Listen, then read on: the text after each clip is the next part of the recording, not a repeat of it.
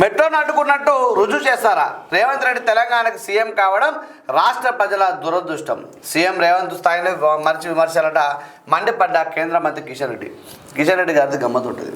విషయం తీసుకున్నట్టయితే కిషన్ రెడ్డి గారు మన దగ్గర ఎంపీ చేసి కేంద్ర మంత్రి అయినారు. ఎమ్మెల్యే పోటీ తోడిపోయినారు, తర్వాత ఎంబడే ఎంపీ అయినారు. అప్పుడు సహాయ మంత్రి కాకుండా కేంద్ర మంత్రి సహాయ మంత్రి ఉండే, ఇప్పుడు డైరెక్ట్ కేంద్ర మంత్రి అవ్వడం జరిగింది. అయితే ఏదేమైనా కిషన్ రెడ్డి గారు తెలంగాణకు 10 సంవత్సరాల లోపల కేసీఆర్ మీ దగ్గర ఉండే, అప్పుడు మీరు ఈ విధంగా మాట్లాడలే, ఈ విధంగా ఎప్పుడు కూడా లేదు. కానీ ఇప్పుడు రేవంత్ రెడ్డి గారి మీద ఒంటికాల మీద లేస్తూ ఉన్నారు, బహిరంగ లేఖలు విడుదల చేస్తూ ఉన్నారు, ప్రజలందరూ నిశ్చితంగా గమనిస్తూ ఉన్నారు.